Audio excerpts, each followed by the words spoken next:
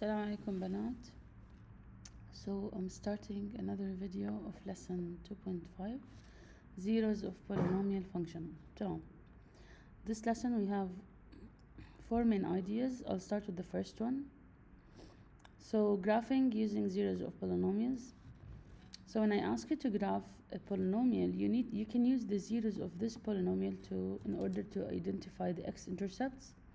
As you know, the zeros are basically the solutions that you find usually with the calculator. They are the same as x-intercepts. We can use them and just plot them as x-intercepts, and later on just graph our function. It's gonna be easy. So let's see. First step is you have to find the zeros. And how do you find it? Using the calculator. So just plug in your calculator, use mod 5 and check the power. It's power of 3, so most probably it's going to be number 4. And then plug in, this is your A, it's the coefficient of the highest power, and it's 1. Your B is 3. Your C is negative 13. And your D is the constant that stands alone. Just plug them in the calculator. You're gonna get, so it's basically 1, 3, and negative 15. So you will get the first solution at x equals negative 5. That's one solution, 1, 0. We have another solution at 3. That's another solution. The last solution at negative 1. So at x equals negative 1, the equation equals to 0. At 3, at negative 5, it equals to 0. Anyways, all of these are called zeros or solutions. Now, if I ask you to factorize the function, sometimes I'll ask you to first find for me the factors, and then write the zeros, or write the zeros and the factors. Then you will use the zeros and put them in a bracket like this. If it was a negative 5, you're going to write it as x plus 5. That's the first factor. And I have another factor at 3, so I use it as negative 3. Last factor at negative 1, I write it as positive 1, like this. These are called factors. So the factors, they are not the zeros, they are not the solutions. They are connected to the solutions and the zeros. They have opposite signs, okay? Factors is a way of rewriting the function. Zeros are answers of the function. Anyway, so after you find the zeros, just plot them in the x-axis. And make sure you plot the zeros at the x-axis because they are x-intercepts. Okay? So I have a 0 at negative 5. I have a 0 at 3. And I have a 0 at negative 1. Type. Now, second step is study the behavior of the function between the zeros, before the zeros, and after the zeros. So between the zeros before and after. So let's see, what does that mean? So you're gonna go to your function and select numbers between the zeros, a number between the other zeros, and then one number before all the zeros and one number after all the zeros. So I'll select a number between these zeros. I can select number negative 3. You can select anything. Between these zeros, I'll select number 1. After this 0, I'm gonna select number 4. Before this 0, I will select number 6. And again, you can select anything throughout these intervals. Okay? Now, if you have 3 zeros, you will test 4 numbers. If you have 2 zeros, you're going to test 3 numbers, and so on. So how do we actually study the behavior? Take the number, plug it in the equation, substitute. So in the equation, instead of every variable x, just substitute with negative 6 plus 3 times negative 6 squared minus 13 times negative 6 minus 15, and so on. Okay? So you're going to find the answer. So just give me a second. So we have negative 6 to the power of 3 plus 3 times negative 6 squared minus 13 times negative 6 minus 15, and the answer is negative 45. تمام. So I just care about the fact that it's negative. So at negative 6 the answer is negative. Just write it down. Do the same for all other numbers. So I'll just do it quickly. Instead of negative 6, try it with negative 3 and so on. So it's not negative 3, it's 3. Oh yeah, it's negative 3, sorry. This is the number we selected and so on. So I'll just go quickly and just substitute with negative 3.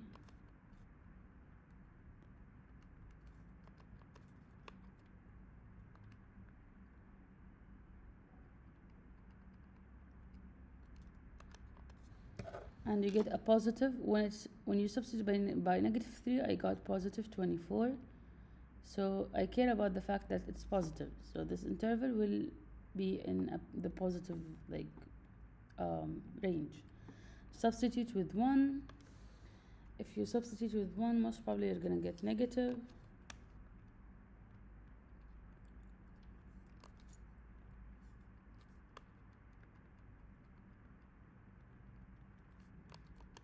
And the answer is negative 24. So I care about the fact that that is negative. So this interval, the range is negative value.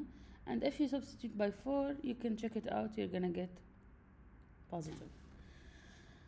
I'm not sure positive what is just. I'll just find it out for you so you can confirm that you found the same answers.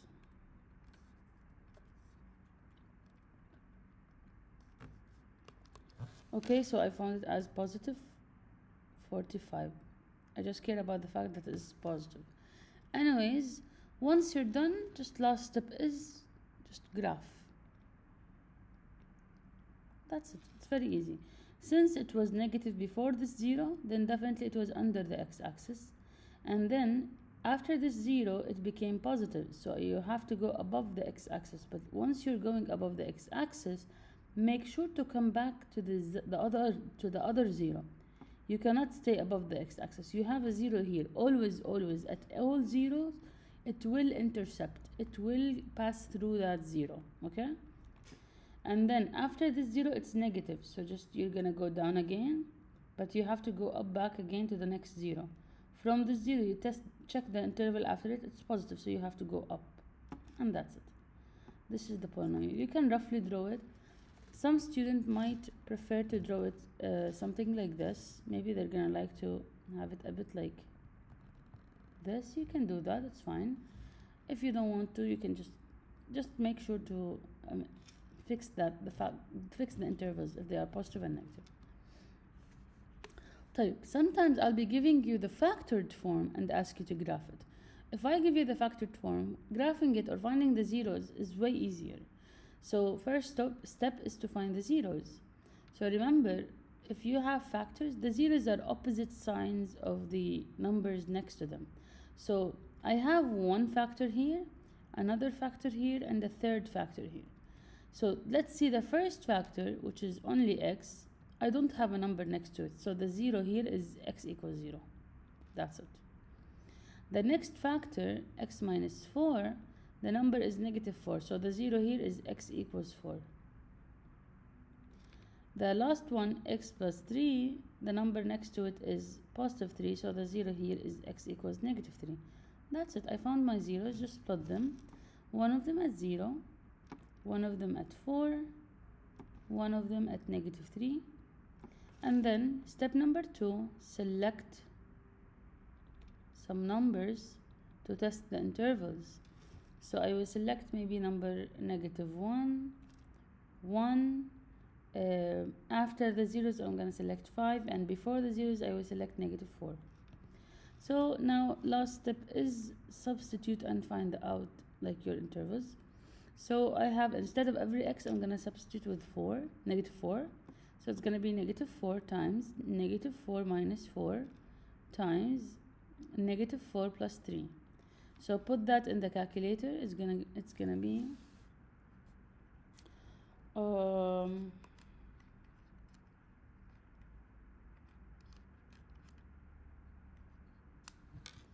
negative 224, and the answer is negative. This means that this interval is negative. Next, try to do the other numbers. You're gonna get here positive, here negative, here positive. Please double check your answers. And then later on, last step is to just what? Graph. Connect your graph. So this is going to be negative, so it's going to come from under the x-axis, go up in the positive range, then come back to the next zero. Next we have negative, so we're going to go down, then come back to the other zero, then we have a positive, so we're going to go up and never come back because we don't have any other zero afterwards. That's it. We're done with the first idea. Let's move to the second idea, multiplicity of a zero. So sometimes some factors might have a power. This power we call the multiplicity. So this power decides how will your graph behave. If you have a power of 2, your graph at that 0, so for example here you have a power of 2 with this 0. So at that 0, your graph will bounce off. It's gonna be, let's say, positive, and the next number after it will also stay positive. So it's gonna bounce off. Maybe it will be negative before it, so you're gonna come from the negative side, and then after it will also be negative, so it's gonna bounce off. We call it a turning point. So the behavior here of the graph, it's bouncing on like around a turning point, okay? And it's not necessarily number 2, it can be any even number. Even number. 2, 4, 6, anything that is even, okay? Now, if you have a power of 1, like normal bracket, x equals x minus, plus 1, let's see. So I don't have like a normal power of 1. There is no power here for like the previous ones. All of these are power of 1. So your graph will normally just cut through the 0. So your graph is just gonna cut through, or will simply pass by. That's only for power of 1. Okay? The last one is if you have an odd number, but not 1. For example, number 3, 5, 7, and so on. If you have an odd number, so at this 0, what will happen? It will cut through but with a small curve. Okay? So it will cut through with a curve. So it's gonna pass by but with a small curve. Okay? Let's see. So let's try to graph these this function. You will see that while we are testing the intervals, sometimes it will be positive and then stay positive. That's a turning point. Sometimes it will be positive but then negative. But you check out the power and you see it's an odd power, so I have to do a small curve. Anyways, again, first step is find the zeros. I have a 0 at x equals -9, x equals 1, x equals -2. Go to the graph and plot them. Oh, I don't have -9. Can I change it? I'll change it. Just change this to 3. You can do -9 if you want, the 9 if you want. It's okay. I'll do 3. Anyways, so we have one of them at -3, at 1, and at -2. So -3, 1, and ليش عملت أنا -3 -4, so I can leave a space. Sorry, I'm just changing a lot. Anyways, I just want to change the question to a number that I have in my, sorry, this is -4, my coordinate plane. Anyways, it doesn't matter, by the way. So I have one of them at -4, I have another one at -2, and then I have at 1. Hello. Now, next, select numbers. So select the numbers so you can test the intervals. So I can choose number -5 before all zeros. Between these two zeros, I'll choose -3. Between these zeros, I will choose 0. And after the 0, I'm going to choose 2. and then substitute. So use your original equation. Instead of x, substitute with negative 5, negative 5, and negative 5. تمام. Then find out your answer. Time.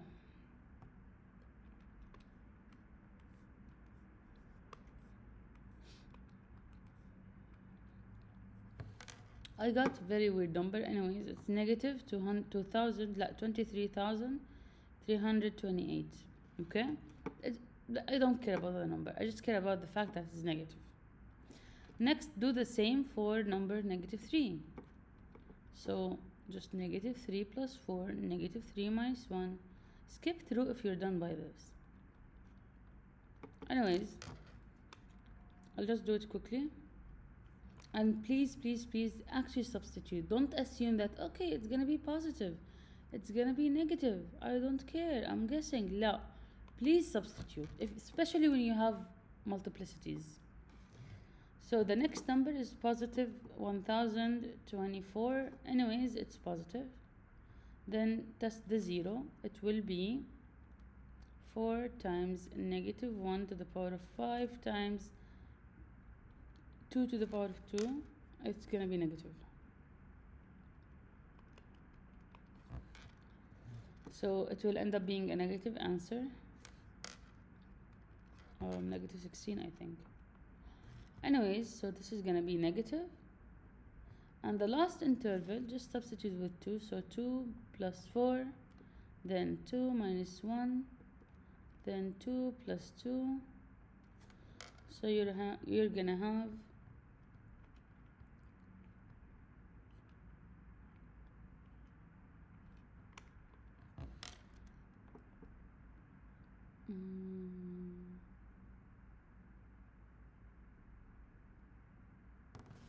there's something wrong here. Let me double check 1 second.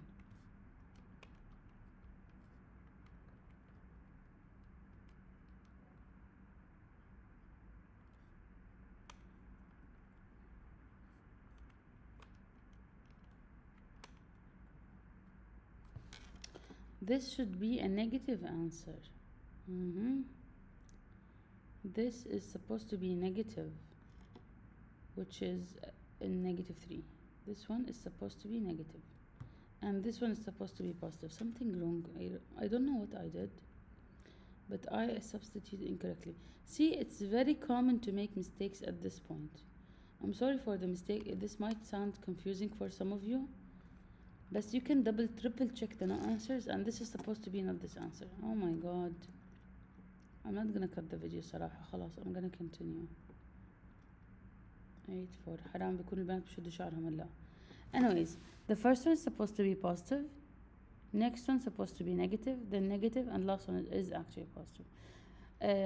I'm sorry for the confusion that happened here, but please double, triple check your work. I incorrectly switched the signs for these or did something, so I got mistakes. Anyways, always double, triple check what you are substituting. Make sure that you did actually get a negative or a positive answer. And then last step is just connect your graph. So it's going to be positive, then coming down to negative, then go back again to the 0, but then you're going to have to come back again to the negative side. So it's a bouncing point. Can you see? We're bouncing off. We are here in the negative. We're coming back for this 0. Then it's going to go back to positive.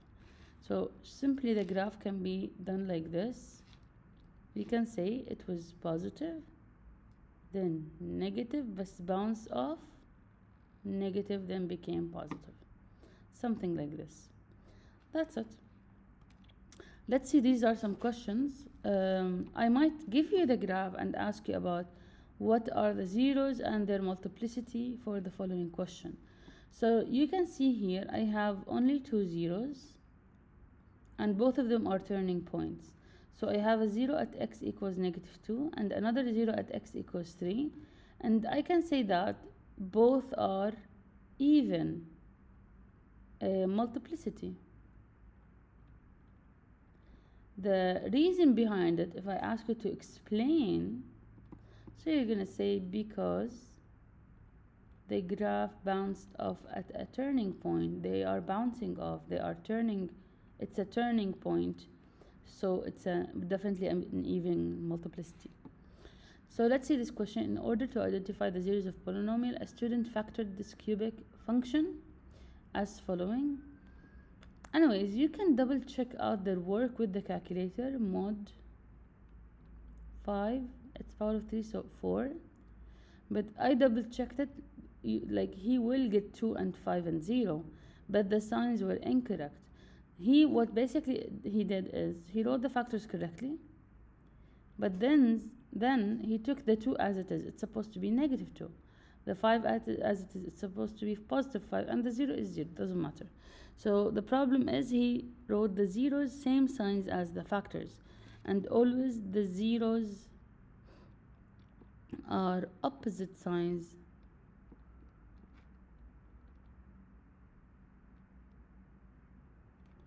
of the factors. Anyways, let's move forward to the next idea, real and complex solutions. So I might give you a graph and ask you, given also the equation of the graph, and ask you to find for me how many solutions, if there are real, if there are complex ones.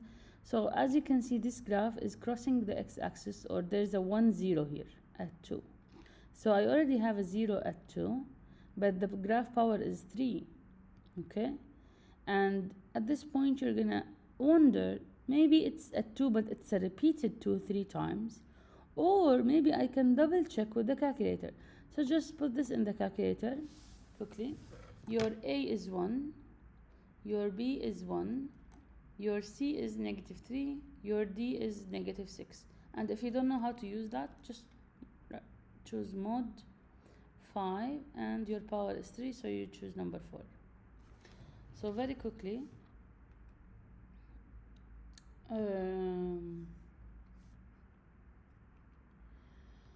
1, 1, -3, and -6. And the zeros are given by the calculator. First 0 is at 2, and we already have it in the graph, and that's correct. Tamam. Next 0 is at -3/2 plus √3/2i, and that's a complex number. So this is how you know you have a complex solution. Just plug it in the calculator, you're gonna get to know it. Or you can use synthetic division by choosing the 2 as your A. Okay, I taught you this in class, but as I said earlier, that you can use the calculator to do that as well. So it's fine. Choose whatever you want to use. That's it. This is how you know you have a complex solution. And by the way, complex solutions, they are not the same. One of them will be positive, one of them will be negative. And if you have one complex solution, you must have another complex solution. دايما. طيب. Describe and resolve the errors that Tonya made in finding all roots of this polynomial. So she said that the function has only one real root at -1. Let's see if that's correct. So Tonya is assuming that we only have one real root. I don't think that we have only one. And we want to double check. Just take this function and use the calculator to find all other zeros. Again, mod 5, it's power of 3, so just choose 4. If it was power of 2, you'll choose 3. Okay? Your A is the coefficient of power of 3, it's 1. Your B is 3. Your C is 7. Your D is 5.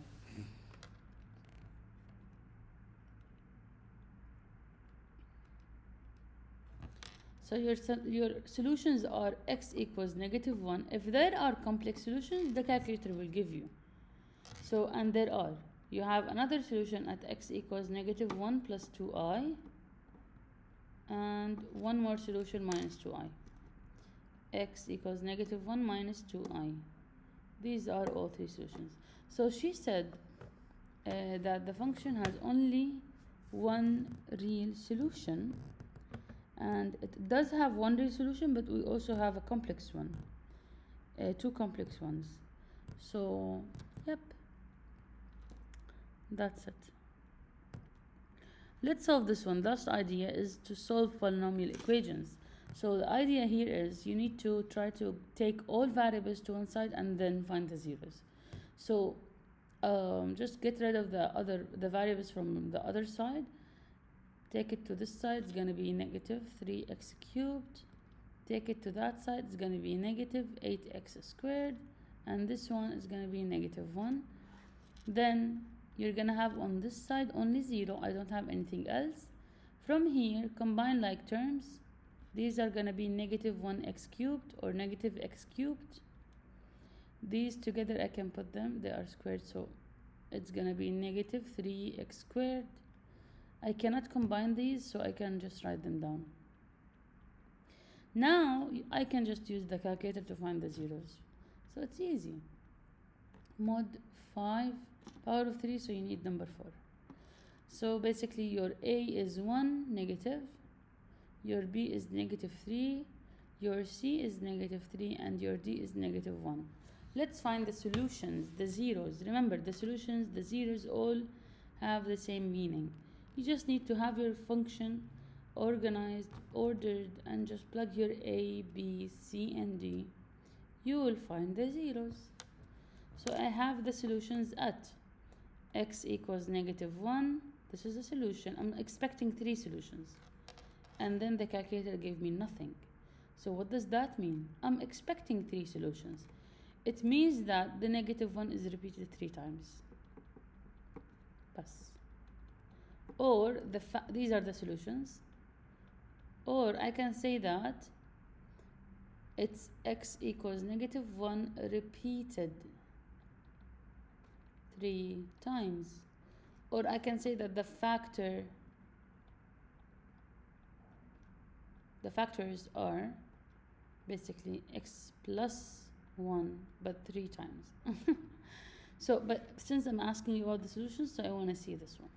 Okay, and why did I repeat it 3 times exactly? Because the power is 3, and if you have the degree of the polynomial is 3, then you are expecting 3 solutions, and so on.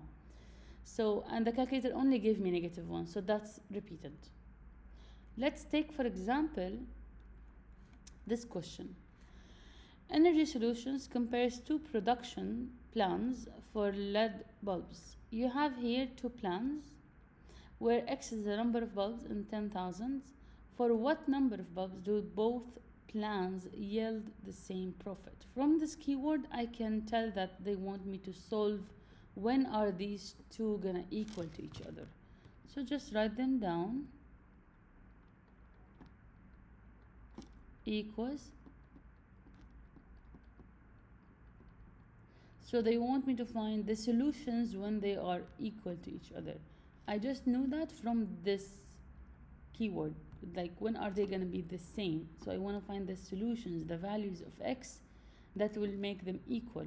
Okay, so just take all variables to one side. This is going to be negative x cubed, positive x squared, negative 9x. Now from this side you have 0 equals, here combine these, 2 minus 1, it's 1 x cubed or x cubed. 3x squared plus 1x squared is basically 4x squared. Then these I cannot combine them, so write them down. Negative 9x, negative 36. Now to find the solutions, just use mod 5. Since it's power of 3, use 4. I'm expecting 3 solutions. So my A is 1, my B is 4, the C is negative 9, the D is negative 36. طيب, what are the solutions? I have a solution at x equals 3. So this is the number of bulbs. I have a solution at x equals negative 3, but the problem is you cannot have a negative number of bulbs. So we're gonna skip, like we will say that we will only have, we have one more solution at negative 4. These are the mathematical solutions, all of them, 3 solutions. But I can only accept this one because I'm talking about number of bulbs and you cannot have them in negative. So I can say this is the reasonable solution that I can select. The other ones, they are sort of ignored because they are not really practical in real life. But still I list all of them and just say that this is a reasonable solution because it's positive and I'm talking about number of bulbs. Anyways, that's it, you're done. Let's take an example. Not sure which one gave us in the calculator 2 solutions. Maybe this one. Let's see. Hopefully, inshallah.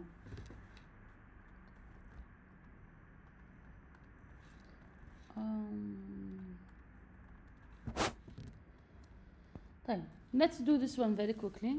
So again, take all variables to one side. This is going to be negative 2x squared. This is going to be negative 6x. And this one is negative 20. Now here we have a 0. And here, negative 3x cubed did not change. These two will give me negative 1, negative 2 is negative 3x squared. These together are going to be 54 minus 6 is 48 positive. And these two are going to be negative 60. Now just use mod 5, 4. Your A is negative 3, your B is negative 3. Your C is 48, your D is negative 60. And then find the solution. You have one solution at x equals negative 5. Next solution at x equals 2. And that's it. I'm expecting 3 solutions, but the calculator gave me this one as the first and this one as the second one. Now, what is the third one? The third one, you can use synthetic division to find the other third last solution whatsoever, or just the second solution the calculator gives you is repeated. So you will have a repeated solution, but which one of them? It's the second one, okay? Always when you are expecting more solutions, but the calculator gave you less solutions, then you will have some repeated. If it gave you only 2, then the second one is repeated. If it gave you only 1, then that one is repeated, okay? That's it, we're done with the lesson. You still have to practice more questions. I recommend if you can solve questions from the pack I gave you. The book page is back, and good luck.